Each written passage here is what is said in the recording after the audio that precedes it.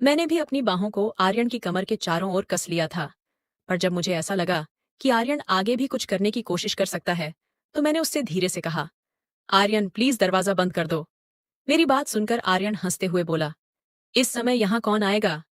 मैंने धीरे से मुस्कुराते हुए कहा, फिर भी तुम दरवाजा बंद कर लो ना प्लीज। आर्यन ने मुझे छोड़ा और दरवाजा बंद करने चला गया। वापस आकर उसने फिर से मुझे अपने पास खींच लिया, और जैसे वो मुझे अपनी बाहों में भरने लगा, तो मैंने धीरे से कहा, आर्यन लाइट भी बंद कर लो प्लीज। और फिर हेलो दोस्तों, आज की इस रोमांचक कहानी में आप सभी का स्वागत है।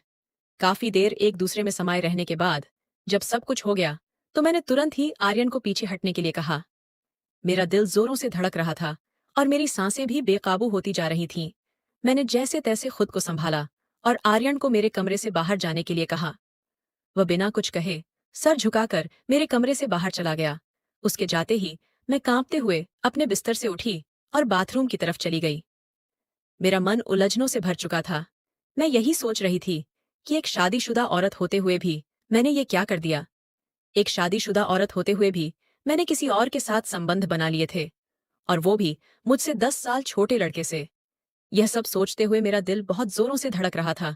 मैं जैसे तैसे बस खुद को शांत करने की कोशिश कर रही थी।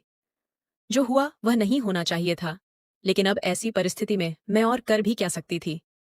मैंने बाथरूम में खुद को साफ किया और खुद से एक वादा भी किया कि मैं अब से बहुत ही सतर्क रहूंगी।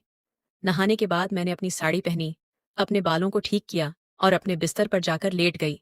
पूरे दिन की थकान और उलझनों ने मुझे इस कदर थका दिया था कि मैं कब सो गई मुझे पता ही नहीं चला। रात के करीब 12 बजे हमारे मैनेडोर की घंटी बजी। मैं हड़बड़ा कर उठी और घड़ी की तरफ देखा, तो घड़ी में 12 बज रहे थे। मैं जल्दी से दरवाजे की ओर बढ़ी और दरवाजा खोलते ही मैंने देखा कि सामने भावना खड़ी है, और उसके साथ उसका छोटा बेटा चिराग भी है, जो लगभग 10 साल का था।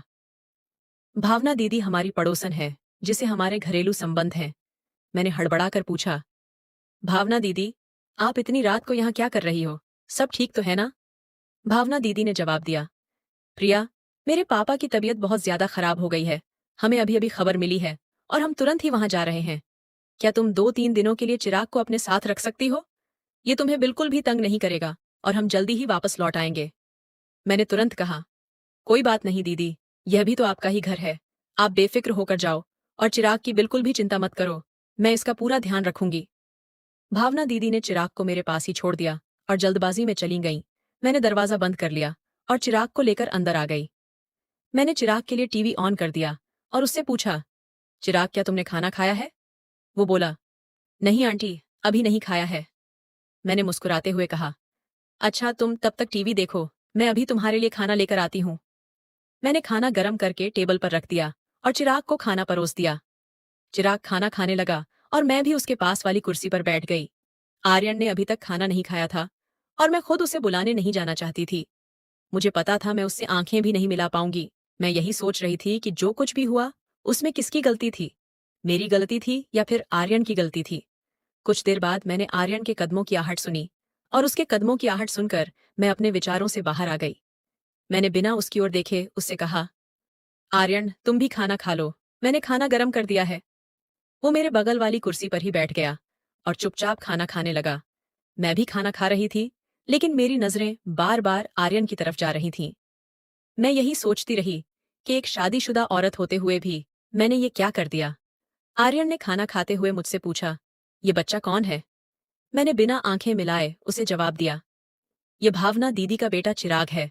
उनके पापा की तबीयत अचानक बहुत खराब हो गई है, इसलिए वो उनके पास गई हैं और चिराग को हमारे पास छोड़ गई हैं। इसके बाद हम दोनों के बीच कोई बात नहीं हुई और आर्यन खाना खाकर अपने कमरे में चला गया। मैंने सारे बर्तन उठाए और किचन में रख दिए, फिर चिराग को लेकर अपने कमरे में चली गई और दरवाजा अंदर से बंद कर लिया। मैंने चिराग को अपने साथ ही लिटा लिया, क्योंकि वो एक छोटा सा बच्चा ही तो है। अगर मैं उसको अलग लिटाती तो शायद रात में उसको डर लगने लगता। चिराग मेरे बेड पर ही लेटा था और जल्दी सो भी गया, लेकिन मैं जाग रही थी। शाम की थोड़ी देर की नींद के कारण अब मुझे नींद नहीं आ रही थी। आज का दिन मेरी जिंदगी में एक नया मोड़ ले आया था। मेरे दिल और दिमाग के बीच लड़ाई चल रही थी। दिल कह रहा था कि आज जो भी हुआ है वह सही हुआ है, जबकि दिमाग इसे गलत ठहरा रहा था। मेरा दिल तो यही भी कह रहा था कि एक शादीशुदा औरत होते हुए भी मैं एक अधूरी सी जिंदगी जी रही थी, और अगर किस्मत ने मेरे लिए कोई रास्ता खोला तो इसमें क्या बुराई है। मैं अपने इन्हीं ख्यालों में खोई हुई थी कि अचानक से मेरे कमरे के दरवाजे पर दस्तक हुई। घर में मेरे और चिराग के अलावा सिर्फ आर्यन ही था, तो इसका मतलब दस्तक देने वाला आर्यन ही हो सकता था। मेरा दिल फिर से तेजी से धड़कने लगा था। मैंने चुपचाप लेटे रहने की कोशिश की, लेकिन दस्तक फिर से हुई। मैं यही सोच रही थी कि कहीं चिराग जाग न जाए, और यही सोचकर मैंने धीरे से उठकर दरवाजा खोल दिया। सामने आर्यन को देखकर मैं थोड़ा सा चौंक गई और उससे पूछा, अब क्या है, तुम यहाँ क्यों आए हो? आर्यन ने धीमी आवाज में मुझसे पूछा, क्या मैं अंदर आ सकता हूँ? मैंने कहा, नहीं, बिल्कुल भी नहीं, तुम जाओ यहां से। और इतना कहकर मैंने दरवाजा बंद कर दिया। मेरी सांसें तेज रही थीं और मेरे दिमाग में कई सवाल उठ रहे थे। मैं सोचने लगी कि ये अंदर क्यों आना चाहता है? क्या वो फिर से मेरे साथ कुछ गलत करना चाहता है? नहीं, ऐसा नहीं हो सकता। चिराग भी तो मेरे कमरे में है, और एक बार जो गलती मुझसे हो गई वो मैं दोबारा नहीं दोहराऊंगी। अब ऐसा कभी भी नहीं होगा। लेकिन तभी मेरे दिल के कोने से एक आवाज आई, तो क्या हुआ अगर ऐसा हो भी गया? आखिरकार सबकी जिंदगी में ऐसे मौके आते हैं। अब जब एक बार सब कुछ हो ही चुका है, तो अगर दोबारा भी हो जाए तो क्या फर्क पड़ जाएगा? पिछले कई सालों से तुमने अपने आप को रोक कर रखा है, और अब जब मौका मिला है तो इसे गंवाना ठीक नहीं है। जिंदगी ऐसे मौके बार बार नहीं देती। मैं बिस्तर पर बैठी इन्हीं ख्यालों में डूब चुकी थी कि अगर मौका मिला है तो क्या इसे छोड़ देना चाहिए?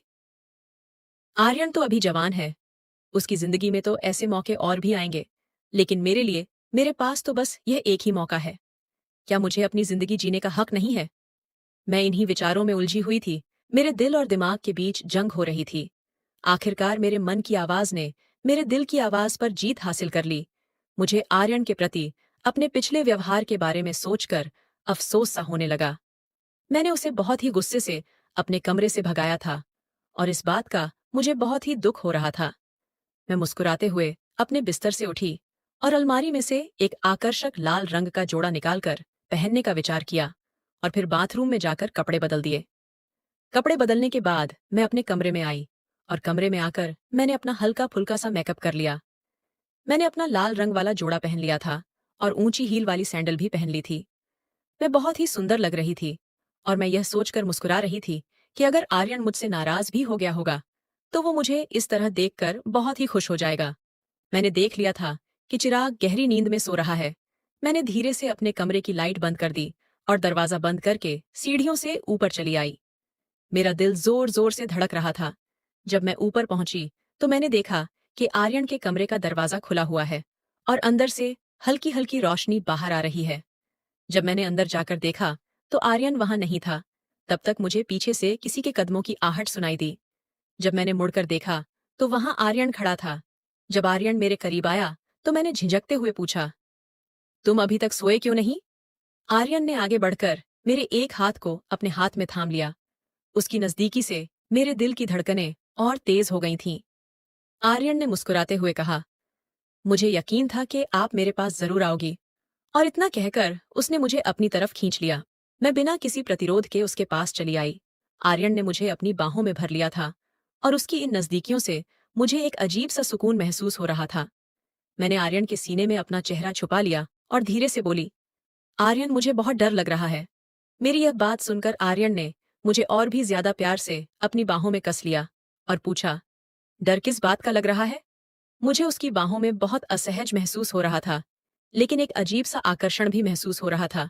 मैंने धीरे से कहा, कोई हमें देख ना ले। आर्यन ने भी धीरे से कहा, यहाँ है ही कौन जो हमें देखेगा? आर्यन ने मुझे अपनी बाहों में कस लिया, लेकिन मैंने हिम्मत जताकर कहा, आर्यन, अभी नहीं, यहाँ नहीं।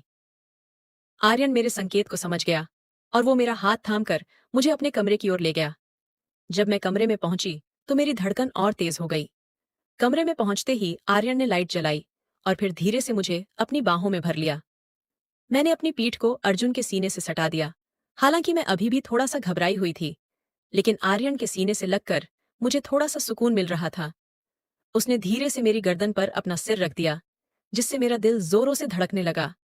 आर्यन ने अपनी प्यारी आवाज में कहा, आज तो आपका हुस्न कुछ खास ही लग रहा है।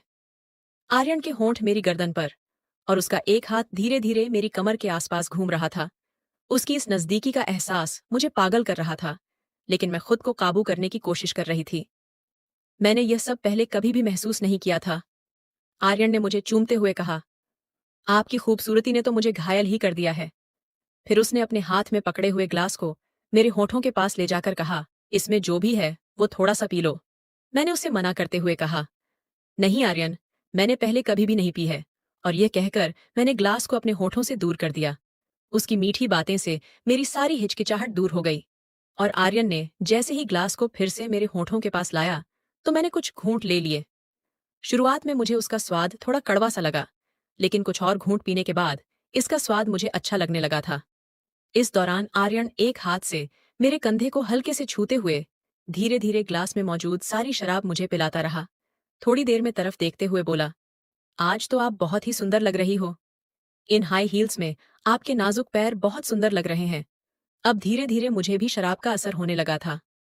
अपनी तारीफ सुनकर मैं पहले तो थोड़ा सा झिझकी, लेकिन फिर मुस्कुराते हुए बोली, तो किसने रोका है, अपनी सारी चाहत पूरी कर लो।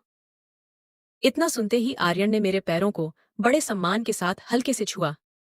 ये सब देखकर मुझे यकीन ही नहीं हो रहा था कि कोई मुझे इतनी गहराई से पसंद कर सकता है कि मेरे पैरों को भी इस कदर से सराह रहा है। आर्यन ने मुझे अपनी बाहों में लेकर हल्के हल्के मेरी गर्दन पर चुंबन देना शुरू कर दिया। मैं भी आर्यन की बाहों में एक सुकून महसूस कर रही थी। शराब का हल्का हल्का असर मेरी खुशी को और भी बढ़ा रहा था। मैंने भी अपनी बाहों को आर्यन की कमर के चारों ओर कस लिया था। पर जब मुझे ऐसा लगा कि आर्यन आगे भी कुछ करने की कोशिश कर सकता है, तो मैंने उससे धीरे से कहा, आर्यन प्लीज दरवाजा बंद कर दो। मेरी बात सुनकर आर्यन हंसते हुए बोला, इस समय यहाँ कौन आएगा? मैंने धीरे से मुस्कुराते हुए कहा, फिर भी तुम दरवाजा बंद कर लो ना प्लीज। आर्यन ने मुझे छोड़ा और दरवाजा बंद करने चला गया। वापस आकर उसने फिर से मुझे अपने पास खींच लिया और जैसे वो मुझे अपनी बाहों में भरने लगा तो मैंने धीरे से कहा, आर्यन लाइट भी बंद कर लो प्लीज। लाइट बंद होने के बाद हम दोनों एक दूसरे में समा गए और सारी रात ऐसे ही गुजर गई। अब मैं अपनी जिंदगी में खुश थी कि मुझे अकेले इतनी बड़ी जिंदगी नहीं गुजारनी पड़ेगी। कमेंट करके जरूर बताइएगा कि आपको ये कहानी कैसी लगी। अगर आपको ये कहानी पसंद आई हो तो इसे लाइक करें और अपने दोस्तों के साथ भी शेयर करें। आगे भी ऐसी रोमांचक कहानियों के लिए हमारे चैनल को सब्सक्राइब करें और बेल आइकन दबाना न भूलें।